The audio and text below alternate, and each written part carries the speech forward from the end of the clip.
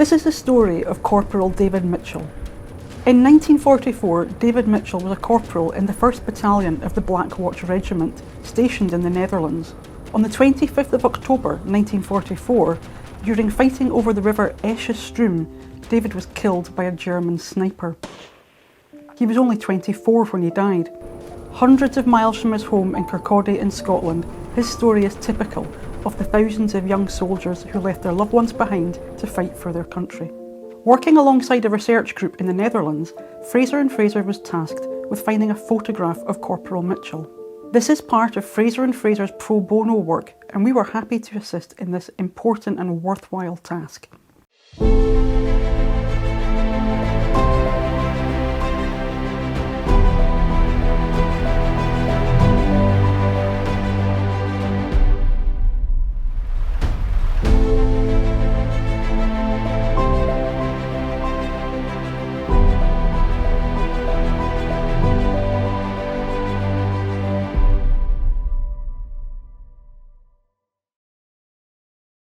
My name's Andy. I'm a public sector case manager at Fraser and Fraser. My role usually entails identifying unclaimed estates, managing the research into tracing family members or the next of kin of the person that's died, and contacting the family members to offer them our assistance with dealing with the administration of that estate. So this particular matter was quite different from our usual cases because we were contacted by a chap called Jürgen, who was trying to trace the family of a soldier that died in World War II. The person that died, in this case David Mitchell, he died decades ago in World War II. There's no unclaimed estate, so there's no administration as such to be carried out in his estate. It was purely for public interest, I guess, to try and trace his family so we could obtain a photograph in order for the adopters of his grave to get a better picture of his life. Hi Jürgen, how are you? I'm doing fine, thank you. You're very welcome. It's nice to meet you at last. Yes, finally. So tell us a bit about yourself and your connection to Corporal Mitchell. I'm a member of the research group. I am investigating some soldiers who are buried in Nederweert, and one of these soldiers is David. The main purpose of the research group is to give each grave a face, a more human character. So when people are visiting a cemetery, most of the time there are Dutch people, they only see headstones with names on it and the military unit he is in. You don't see the person who is buried in the grave. And when you have a photograph, you see a human being who is buried. So that's why I think it's so important. What do you know of his remaining family? The information I self-collected was that he had a father and a mother, and he had a brother and 2 sisters, and that's all information I had. So we determined that David Mitchell was born in Scotland from a Scottish family. As I'm based in London, I'm going to have to contact my colleague Karen, who's based in Scotland, to carry out the research for me. Hi Andy, how are you doing? I'm good, thanks. I wonder if you're free for a bit of research for me. I've got a case where someone died in the Second World War, born in Scotland, and we're trying to trace his family because we want to try and identify a photograph of this gentleman for a group of researchers in the Netherlands. Oh, that sounds really interesting. Okay, I'll go up to Reggie's house. Thanks so much, Andy. Cheers. I'm Karen. I'm the Scottish case manager here at Fraser and Fraser.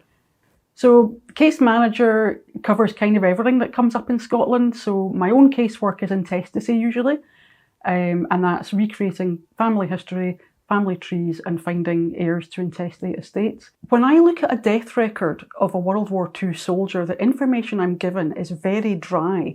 It will give literally name, rank, serial number, and then it will give a place of death, which will sometimes just be the country, and will sometimes be 2 countries. For instance, they died in France and Belgium. So such a vague piece of information, it's not detailed. And sometimes I have to go back to further sources just to make sure it's the right person, because if you die with the name John Campbell and you're 20, I can't tie that to my John Campbell without further information. So that's why, for instance, I would go back to Commonwealth war grave records to see if there's any more I can find out. I'm Lynelle Howson, and I'm a historian with the Commonwealth War Graves Commission.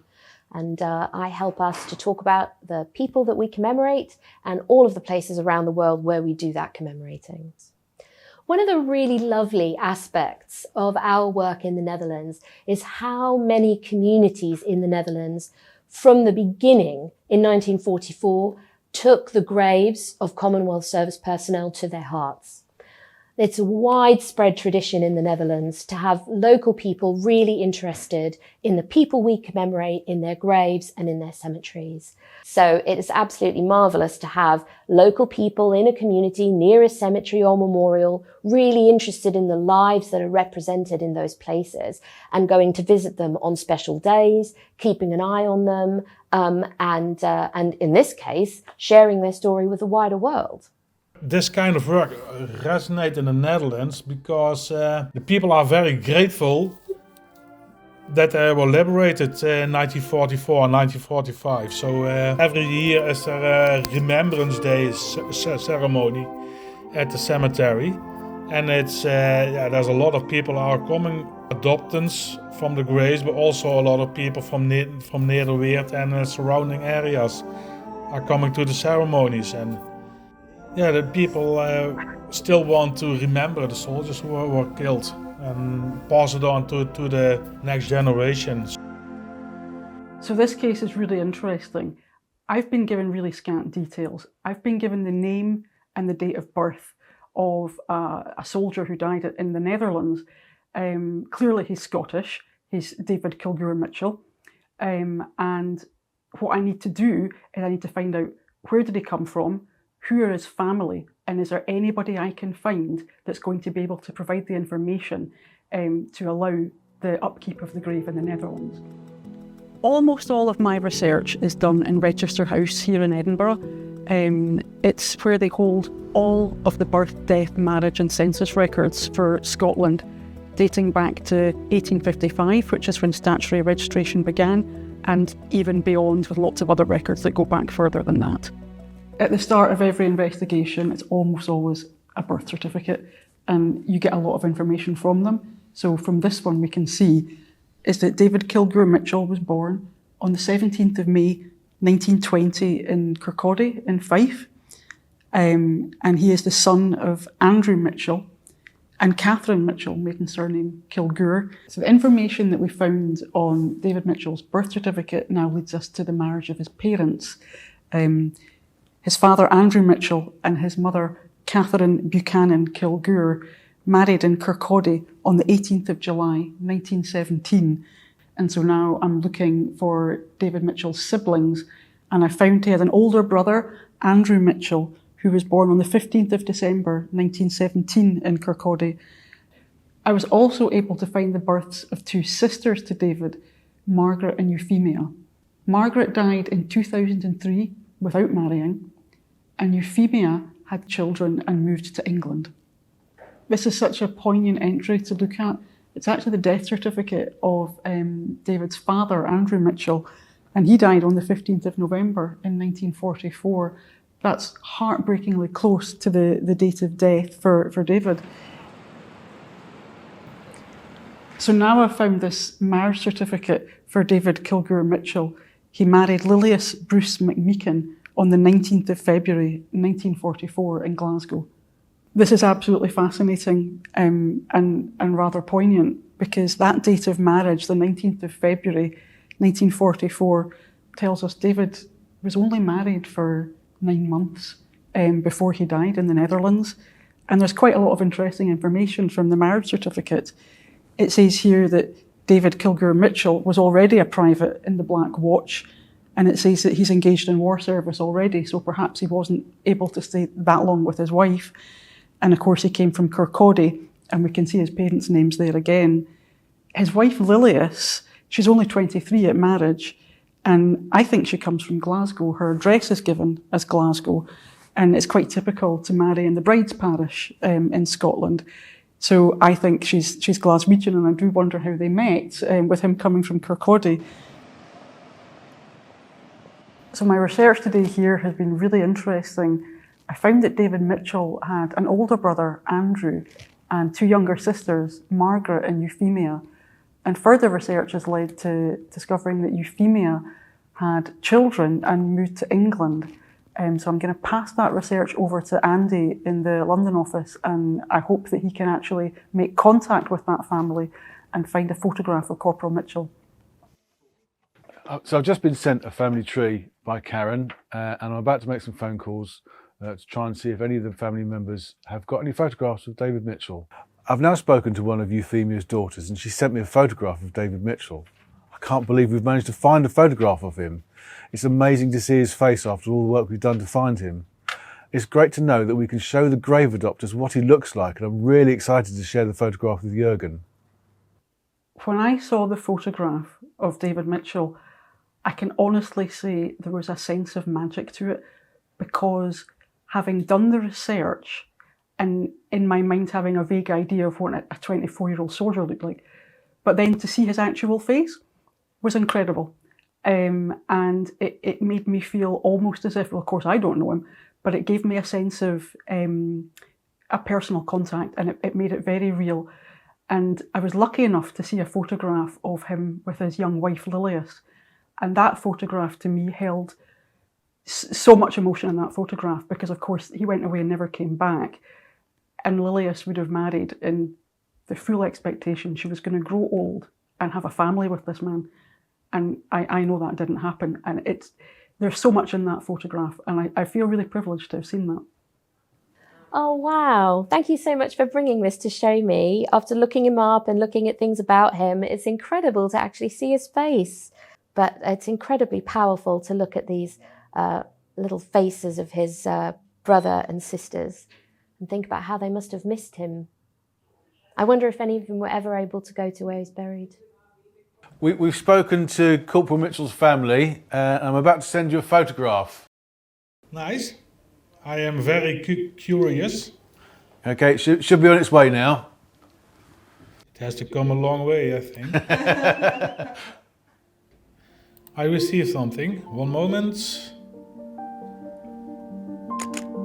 Wow, thank you. Yeah, beautiful, thank you. It's very special. Yeah, it makes you also sad. Eh? A young man who gave his life for our freedom. He was married. He got no children, but he has his whole future in front of him.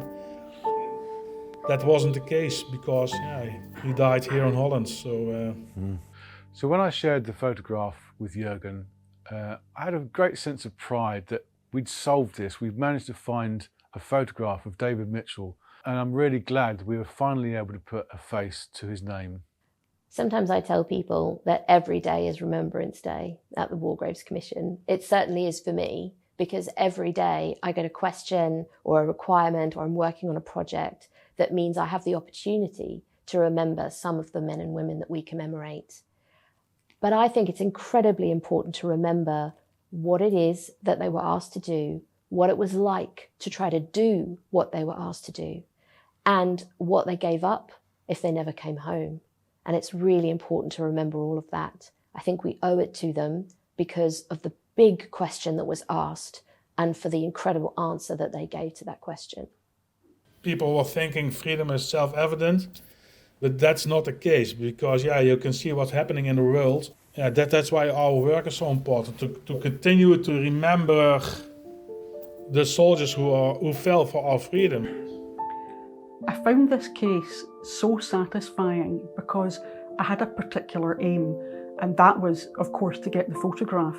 But the journey to get there was really interesting, and to find out about Corporal Mitchell, and just to find out that he had that family in Kirkcaldy, and to make somebody real, because I look at so many death records, and I look at so many war death records, and I get given very basic information. But to turn it into a real person and to see their family, to find out more about them, and it really brings it home in a way that my research doesn't usually, the full story of that person and what their life actually meant.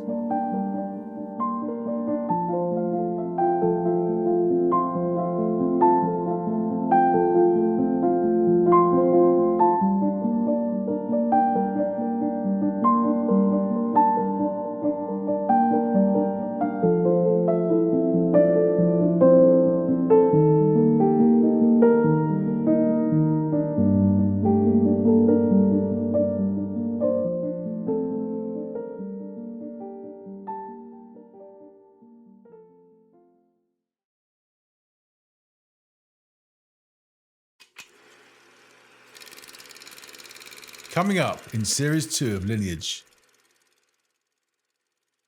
When someone dies, what do they leave behind? Quite unusual for me to find motorbikes actually inside the house. In Series 2 of Lineage, we explore what goes into passing on a legacy, the work that happens behind the scenes, the mysteries uncovered, and the people at its heart.